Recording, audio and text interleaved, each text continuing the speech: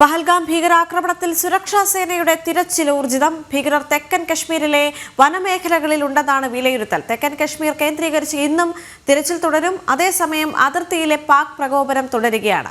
പഹൽഗാം അന്വേഷണത്തിൽ NIA സംഘം 50 പേരെ കൂടി കസ്റ്റഡിയിലെടുത്തു എന്നാണ് പുറത്തുവരുന്ന ഏറ്റവും പുതിയ വിവരം. പ്രദേശവാസികളായ ആളുകളെയാണ് കസ്റ്റഡിയിലെടുത്ത് ചോദ്യം ചെയ്യുന്നത്. ശ്രീനഗറിൽ നിന്ന് S നന്ദഗോപൻ ചേരുന്നു വിവരങ്ങളുമായി. നന്ദൻ, ഈ ഒരു ഘട്ടത്തിൽ ചോദ്യം ചെയ്യൽ വളരെ നിർണായകമാണ്. പ്രദേശവാസികളെയാണ് കൂടുതലായി ചോദ്യം ചെയ്ത് വരുന്നത്. ഇതിലൂടെ കൂടുതൽ വിവരങ്ങൾ പുറത്തേക്ക് വരുമെന്നറിയാൻ സാധിക്കുന്നുണ്ട്. നിലവിൽ അവിടെ പരിശോധനകൾ ഏത് തരത്തിൽ മുന്നോട്ട് പോകുന്നു? പഹൽഗാമിലെ ബൈസരൻ വാലിയിൽ 26 പേരുടെ മരണത്തിനിടയാക്കിയ ഭീകരവാദ ആക്രമണം നടന്നിട്ട് 9 ദിവസമാകുന്നു. ഈ 9 ദിവസത്തിനകം തന്നെ ഏതാണ്ട് 1000-ഓളം ആൾക്കാരെ ഇതിനോടകം തന്നെ ചോദ്യം ചെയ്തു കഴിഞ്ഞു. നിലവിൽ പ്രദേശവാസികളായ 50 പേർ അവരെ കസ്റ്റഡിയിൽ ചോദ്യം ചെയ്തു വരികയാണ്. കേസ് അന്വേഷിക്കുന്ന NIA വിവിധ ടീമുകളായി തിരിഞ്ഞുകൊണ്ടാണ് അന്വേഷണം ഇത്തരത്തിൽ ചോദ്യം ചെയ്യലും മറ്റും നടത്തുന്നത്. ഒരു IG, DIG അതേപോലെ തന്നെ SP റാങ്കിലുള്ള ഉദ്യോഗസ്ഥരുടെ നേതൃത്വത്തിലുള്ള സംഘം 3ആയി തിരിഞ്ഞ് പ്രത്യേകമായാണ് ചോദ്യം ചെയ്യൽ നടപടികൾ നടത്തുന്നത്. പ്രത്യേകിച്ച് ഇപ്പോൾ നമുക്ക് ലഭ്യമായ വിവരങ്ങൾ അനുസരിച്ച് ജമ്മു കാശ്മീർ പോലീസിലെ ഒരു SI റാങ്കിലുള്ള ഉദ്യോഗസ്ഥനടക്കം 4 പേരെ കസ്റ്റഡിയിലെടുത്ത് ചോദ്യം ചെയ്തു വരികയാണെന്നാണ്. പ്രത്യേകിച്ച് അവിടെ ഈ ബൈസരൻ വാലിയിൽ ഡ്യൂട്ടിക്ക് നിയോഗിച്ചവരായിരുന്നു അവർ. എന്നാൽ അവർ ഈ സമയത്ത് അവിടെ ഡ്യൂട്ടിയിൽ ഉണ്ടായിരുന്നില്ല എന്ന് കണ്ടെത്തിയാണ് NIA പ്രധാനമായും ഇവരെ ചോദ്യം ചെയ്തു വരുന്നത്. എന്തുകൊണ്ടാണ് ഇവർ അവിടെ ഡ്യൂട്ടിക്ക് എത്താതിരുന്നത് തുടങ്ങിയ കാര്യങ്ങൾ NIAക്ക് വിശദമായി അന്വേഷിക്കേണ്ടിയിരിക്കുന്നു. ഈ ഭീകരവാദികൾക്ക് സഹായം ചെയ്ത് നൽകുന്നതിൻ്റെ ഭാഗമായാണോ ഇത്തരത്തിൽ ഈ പോലീസ് സംഘം അവിടെ നിന്നും ഒഴിഞ്ഞു മാറിയത് എന്നുള്ളതാണ് പ്രധാനമായും അന്വേഷിച്ചു വരുന്നത്. അതേസമയം ഇപ്പോൾ നിലവിൽ ഈ പ്രദേശവാസികളായ മറ്റ് 50 പേർ കൂടി കസ്റ്റഡിയിലുണ്ട് എന്നുള്ളതാണ് NIA വൃത്തങ്ങൾ നൽകുന്ന സൂചന. ഇവരെ വിശദമായി തന്നെ ചോദ്യം ചെയ്തു വരികയാണ്. ഒപ്പം തന്നെ ഈ നേരത്തെ തന്നെ ചോദ്യം ചെയ്ത ചിലരെ നർക്കോ അനാലിസിസിന് വിധേയമാക്കുമെന്നുള്ള വിവരങ്ങളും ലഭ്യമാകുന്നുണ്ട്. ഏതായാലും ഈ NIA അന്വേഷണം കാര്യമായി തന്നെ പുരോഗമിക്കുകയാണ്.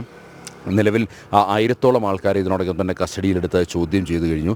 മാത്രമല്ല ഇപ്പോൾ ഇതിനോടകം പുതിയ ദൃശ്യങ്ങൾ ഈ സാമൂഹ്യ മാധ്യമങ്ങൾ വഴി പുറത്തു വരികയാണെന്ന്. ഈ ബൈസരൻ വാലിയിൽ നടന്ന അക്രമവുമായി ബന്ധപ്പെട്ട ദൃശ്യങ്ങൾ, ആ ദൃശ്യങ്ങളുടെ അത് യഥാർത്ഥ ദൃശ്യങ്ങളാണോ അല്ലെങ്കിൽ ഈ സോഷ്യൽ മീഡിയയിൽ ഇത്തരം പ്രചരിപ്പിക്കുവാൻ വേണ്ടി അത് ക്രിയേറ്റ് ചെയ്തതാണോ, വ്യാജ ദൃശ്യങ്ങളാണോ തുടങ്ങിയ കാര്യങ്ങളൊക്കെ തന്നെ പരിശോധിക്കേണ്ടിയിരിക്കുന്നു. അങ്ങനെ ഈ പുറത്തു വരുന്ന ദൃശ്യങ്ങളൊക്കെ തന്നെ NIA ശാസ്ത്രീയ പരിശോധനയ്ക്ക് വിധേയമാക്കുവാൻ വേണ്ടി തീരുമാനിച്ചിട്ടുണ്ട്.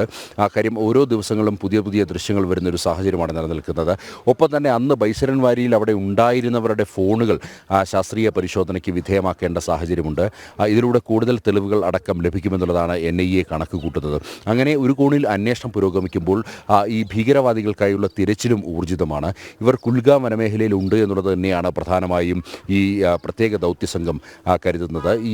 ഈ ഭീകരവാദികളെ പിടികൂടുവാൻ വേണ്ടി ഭാരതത്തിൻ്റെ സൈന്യത്തിൻ്റെ കമാൻഡോ ഫോഴ്സും ഒപ്പം CRPFൻ്റെ കമാൻഡോ ഫോഴ്സും ജമ്മു കാശ്മീർ പോലീസിൻ്റെ കമാൻഡോ ഫോഴ്സും ചേർന്നിട്ടുള്ള ഒരു പ്രത്യേക ദൗത്യസംഘം രൂപീകരിച്ചിരിക്കുകയാണ്.